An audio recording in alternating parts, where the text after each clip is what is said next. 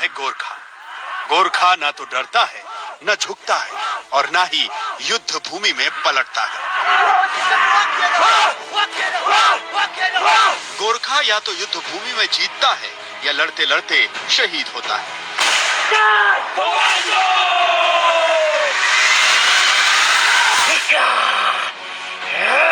गोरखा भारत की सेना का सम्मान है। इसके लहू में वीरता घुली हुई है।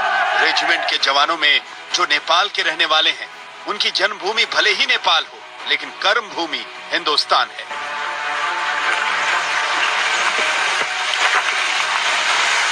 लेकिन चीन की आंखों में गोरखा रेजिमेंट के वीर नेपाली योद्धा पूरी तरह खटकने लगे हैं। चीन बहुत परेशान है। सूत्रों के मुताबिक पक्की खबर मिली है। चीन का काठमांडू में दूतावास और नेपाल में उसकी राजदूत हाओ यांकी गोरखा रेजिमेंट में नेपाल के जवानों के शामिल होने का राज जानना चाहती है। हाओ यांकी ने एक Chinese NGO China study centre को यह जिम्मा सौंपा है कि वो नेपाल में सर्वे करे और नेपाल के लोगों और भारतीय सेना के बीच इस अटूट रिश्ते की पड़ताल करे। सूत्रों के मुताबिक एनजीओ को दो जानकारी जुटाने के लिए कहा गया है। पहली कि नेपाल के लोग भारतीय सेना का हिस्सा क्यों बनते हैं, और दूसरी ये कि गोरखा रेजिमेंट में नेपाल के जवानों के शामिल होने से नेपाल पर क्या सामाजिक और आर्थिक प्रभाव पड़ा। गोरखा रेजिमेंट और नेपाल के जवानों का संबंध कई दशकों पुराना है। गोरखा भारतीय सेना की शान है और कई युद्धों में अदम्य साहस का गौरवपूर्ण इतिहास रहा है। यही वजह है कि चीन परेशान है। जब भी गोरखास की बात हो तो फील्ड मार्शल सैम मैनेक्शॉ की वो बात याद आ जाती है। फील्ड मार्शल सैम मैनेक्शॉ ने कहा था कि अगर कोई इंसान कहे कि उसे मृत्यु से डर नहीं लगता है तो या तो वो झूठ बोल रहा है या तो वो गोरखा सैनिक है। चीन ये जानना चाहता है कि नेपाल के लोग अपनी सेना को छोड़कर भारत की सेना में क्यों शामिल होते हैं। इसकी वजह क्या है? क्या इसके पीछे आर्थिक कारण है या फिर गौरवपूर्ण लंबा इतिहास और परंपरा है जिससे दोनों देश के लोग जुड़े हुए हैं। गोरखा रेजिमेंट की हिस्ट्री अगर इंडिया के साथ देखी जाए तो वो सन 1816 से शुरू होती है, जब एंग्लो नेपलीज वॉर हुई थी और ब्रिटिश जो थे वो नेपलीज के और गुरखास की जो वेलर थी, जो शौर्य था, उससे बहुत इम्प्रेस हुए थे। उसकी वजह से उन्होंने 1816 में ब्रिटिश इंडियन आर्मी के लिए गुरखा बटालियंस की रेजिंग शुरू की थी। पोस्ट इंडिपेंडेंट जब भारत आजाद हुआ, इनमें से 6 गुरखा बटालियंस जो है इंडियन आर्मी के पास आई।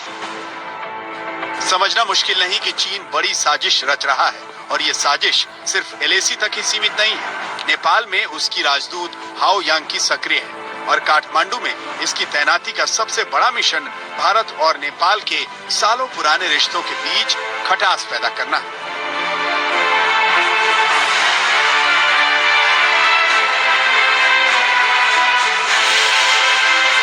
चीन ये जानता है कि गोरखा रेजिमेंट भारतीय सेना की सबसे बड़ी रेजिमेंटों में से एक है। करीब 60 से 80 हजार नेपाली गोरखा इस रेजिमेंट का हिस्सा है। हर साल नेपाल से करीब 1500 गोरखा सैनिक सेना में शामिल होते हैं। इनके शौर्य और वीरता की गाथा से भारतीय सेना का इतिहास भरा पड़ा है।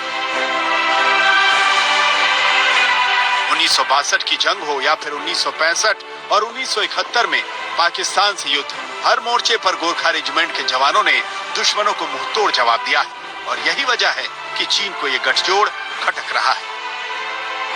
इनकी जो आजकल हरकतें हैं वो भारत के पड़ोसी देशों को किसी न किसी तरह से भारत के खिलाफ भड़काने की कोशिश कर रहा है और साथ ही साथ किसी न किसी तरह उन पड़ोसी देशों को कमजोर करने की भी आर्थिक तौर पर कोशिश कर रहा है। अगर हम नेपाल को देखें तो नेपाल का जो मैक्सिमम उनका जो रेमिटेंस के दौरान जो पैसा आता है वो उनका एक बहुत मेजर सोर्स ऑफ इनकम है। भारत से 1,30,000 करीब पूर्व सैनिक नेपाल में है जिनको भारत से पेंशन मिलता है।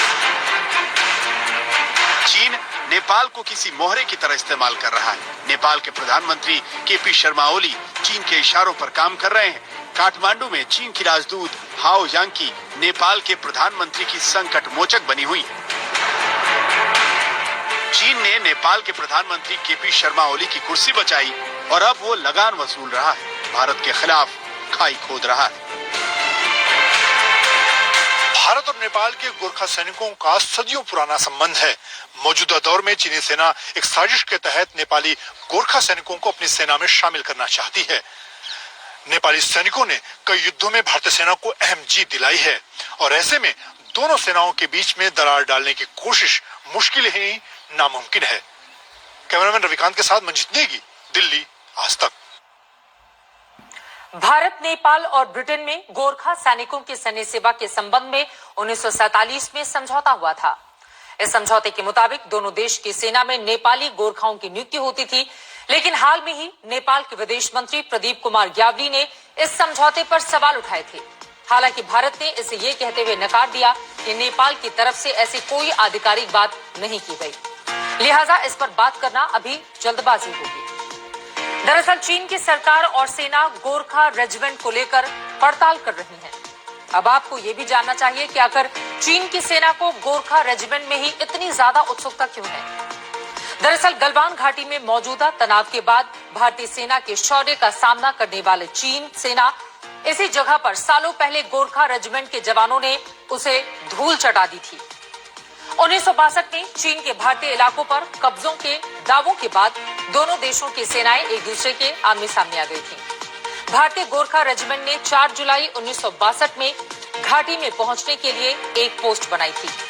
इस पोस्ट ने समांगलिंग के एक चीनी पोस्ट के कम्युनिकेशन नेटवर्क को ध्वस्त कर दिया, काट दिया, जिसे चीन ने अपने ऊपर हमला बताया था। इसके बाद चीनी सैनिकों ने गोरखा पोस्ट को 100 गज की दूरी पर घेर लिया था।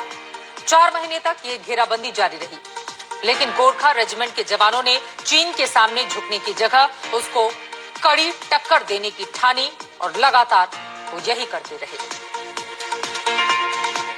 वैसे आजादी के बाद हर युद्ध में गोरखा रेजिमेंट ने हिस्सा लिया है। गोरखा सिपाही निडरता की ट्रेनिंग के बाद अजेय योद्धा बनते हैं। गोरखा सिपाही दुनिया के सर्वश्रेष्ठ फौजी माने जाते हैं। यही वजह है कि दुनिया के कई देशों में इनकी पूछ है। नेपाल के गोरखा भारतीय सेना के अलावा ब्रिटिश रॉयल आर्मी में भी गोरखा के योद्धा मौजूद हैं। इसके अलावा ब्रुनेई में भी गोरखा के जवान और सिंगापुर में भी गोरखा कंटिंजेंट है। 1815 में ब्रिटिश सेना ने भारतीय सेना के एक हिस्से के तौर पर इसका गठन किया था और प्रथम जॉर्ज पंचम ने गोरखा राइफल्स का इसे नाम दिया था। आजादी के बाद जब ब्रिटिश वापस लौट रहे थे तो उन्होंने गोरखा रेजिमेंट का भी बंटवारा किया। 10 रेजिमेंट में से 1, 3, 4, 5, 8 और 9वीं रेजिमेंट भारतीय सेना को मिली, जबकि 2, 6, 7 और 10वीं रेजिमेंट को ब्रिटिश अपने साथ ही रखना चाहते थे और लंदन लेकर जाना चाहते थे। लेकिन नेपाल के कई सैनिकों ने लंदन जाने से इनकार कर दिया और तब भारत को तुरंत 11वीं गोरखा रेजिमेंट की स्थापना करनी पड़ी। गोरखा रेजिमेंट भारत की शान है। रेजिमेंट के जवानों पर सेना को फख्र है। वीरों के नीर गोरखा रेजिमेंट के जवानों ने आजादी से पहले और आजादी के बाद अब तक रणभूमि में गजब का शौर्य दिखाया है। क्यों और कैसे गोरखा रेजिमेंट अलग है? क्यों चीन इससे खौफ खाता है? क्यों इसके युद्ध घोष से ही दुश्मनों के पांव उड़ जाते हैं, उखड़ जाते हैं? इस रिपोर्ट में हम आपको गोरखा के शौर्य की एक झलक दिखाएंगे। यूं तो भारतीय सेना का हर रेजिमेंट, हर यूनिट, हर टुकड़ी, हर दस्ता दुनिया में सबसे निराला है, पर यह भी सच है कि हर एक रेजिमेंट की अपनी ऐसी खासियतें होती हैं जो दूसरी किसी में नहीं होती। और गोरखा रेजिमेंट की सबसे बड़ी खासियत है इनका आदर्श वाक्य, कायर हुनुभन्दा मर्नु राम्रो। मतलब गोरखा वो होता है जो मरने से नहीं डरता है। कायर होने से मरना अच्छा, यानी कि कभी भी डर कर पीछे हटना नहीं सीखा। गोरखा ने हर समय आगे बढ़ना सिखाया है। वो दुश्मन को मारने से पहले अपने डर को मारते हैं, डरने से बेहतर मर जाने को मानते हैं। ये इनका संस्कार है, इनकी परंपरा है। इनकी ट्रेनिंग का पहला उद्देश्य होता है डर पर जीत हासिल करना।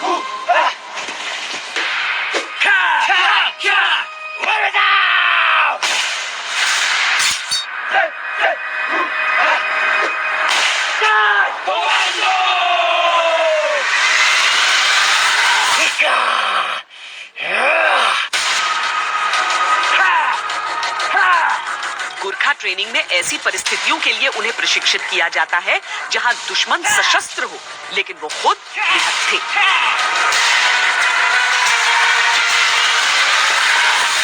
बैक साइड से अगर आप अटैक करते हो, पहले कहाँ टारगेट करोगे? बैक साइड में। सबसे पहला आपका कौन सा? सबसे ऊपर बेस ऑफ द स्कल।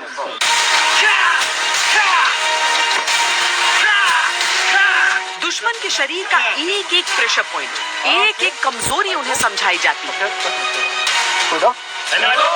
हथियार चलाने से पहले वो हाथ चलाना सीखते हैं, साथ ही अपने शरीर के नाजुक हिस्सों का बचाव भी सीखते हैं। कई ऐसे हालात हमें पेश आते हैं जहां पर कि हमारे जो हथियार, जो हमारे गोला बारूद जो खत्म हो जाते हैं, तो ऐसे हालात में हमें दुश्मन के साथ बिना हथियार के भी लड़ना बहुत ही जरूरी होता है।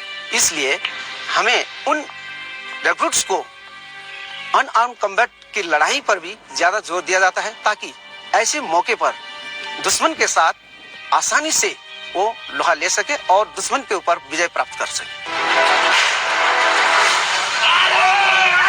रणभूमि में ये एक ऐसी क्षमता है जो बहुत काम आती है। इतिहास गवाह है कि उनसे जापान भी हारा है, जर्मनी भी हारा है, पाकिस्तान की तो बिसात ही क्या है। रणभूमि हो या आतंक के खिलाफ लड़ाई, सबसे कठिन ऑपरेशन के लिए इन्हें चुना जाता है। दुश्मन भी इनका मुरीद हो जाता है।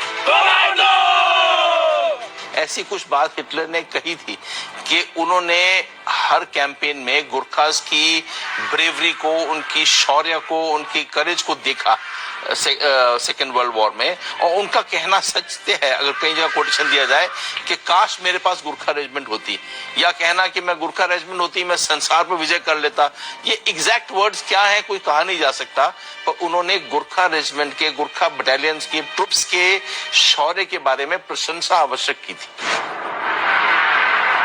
18वीं सदी की शुरुआत में ईस्ट इंडिया कंपनी भारतीय उपमहाद्वीप में अपने पांव पसारने में लगी हुई थी। इस कारण नेपाल से उसके टकराव की स्थिति बार बार बनती थी। नेपाल अपने गुरखा सैनिकों के साथ खुद भी विस्तार में लगा हुआ था। 1767 में अंग्रेजों ने अपने 2500 सैनिक उन्हें रोकने के लिए भेजे, लेकिन कठिन इलाका, बीमारियों और गुरखाओं से मुकाबले में सारे के सारे अंग्रेज अपनी जान गंवा बैठे। गुरखाओं और अंग्रेजों के बीच निर्णायक युद्ध छिड़ा 1814 से लेकर 1816 के बीच। तत्कालीन उत्तराखंड के नालापानी में कैप्टन बालभद्र कुंवर 600 लड़ाकों के साथ एक किले में मौजूद थे। किले को घेर कर खड़े थे 3500 अंग्रेजी सैनिक। उनके पास तोपें थी, बंदूकें थी और गुरखाओं के पास अपनी हिम्मत।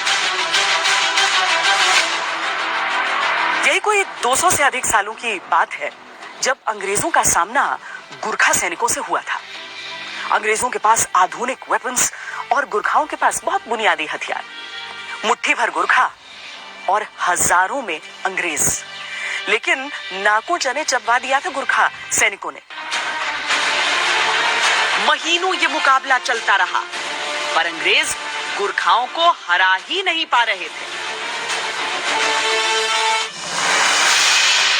आखिरकार रसद खत्म होने पर गुरखाओं को बाहर आना पड़ा, लेकिन अंग्रेजों ने उनके साथ हारे हुए योद्धाओं वाला सुलूक नहीं किया। वो गुरखाओं की वीरता को समझ चुके थे। उन्होंने सैनिकों से अंग्रेजी सेना में शामिल होने की पेशकश की और यहीं से शुरुआत हो गई एक गौरवशाली रेजिमेंट के गौरवशाली इतिहास की। धीरे धीरे ब्रिटिश इंडियन आर्मी में 10 गुरखा राइफल्स की स्थापना हुई। आजादी के बाद जब अंग्रेज वापस इंग्लैंड लौट रहे थे तो गुरखा रेजिमेंट का भी बंटवारा किया। पहली, तीसरी, चौथी, 5वीं, 8वीं और 9वीं गुरखा राइफल्स हिंदुस्तान में रहे। दूसरी, छठी, 7वीं और 10वीं गुरखा राइफल्स को अंग्रेजों ने साथ ले जाने का फैसला किया, पर बहुत बड़ी संख्या में गुरखा जवानों ने इंग्लैंड जाने से इनकार कर दिया। वो भारतीय फौज में रहना चाहते थे। नतीजतन भारत को 11वीं गुरखा राइफल्स की स्थापना करनी पड़ी। इस बंटवारे के लिए भारत, इंग्लैंड और नेपाल के बीच बाकायदा एक त्रिपक्षीय समझौता किया गया ताकि गुरखा हितों को सुनिश्चित किया जा सके। इसमें इसका खास ख्याल रखा गया उनकी सांस्कृतिक और धार्मिक भावनाओं को हमेशा सर्वोपरि रखा जाएगा। यही वजह है कि गोरखाओं के युद्ध घोष में आज भी महाकाली की वंदना शामिल है।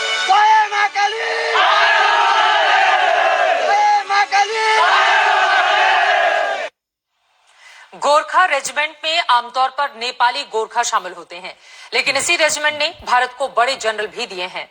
मौजूदा CDS general Bipin Rawat Gorkha regiment से ही हैं। पूर्व सेना प्रमुख जनरल दलबीर सिंह सुहाग भी गोरखा रेजिमेंट से थे। इसके अलावा 1971 में पाकिस्तान पर भारत की विजय के नायक फील्ड मार्शल सैम मानेकशॉ इसी रेजिमेंट के थे। वैसे भारत और नेपाल के बीच सोमवार को एक अहम बैठक भी होने जा रही है। वैसे तो इस बैठक का फ्रेमवर्क पहले से तय है और इसका भारत नेपाल के बीच किसी विवाद से लेना देना नहीं है।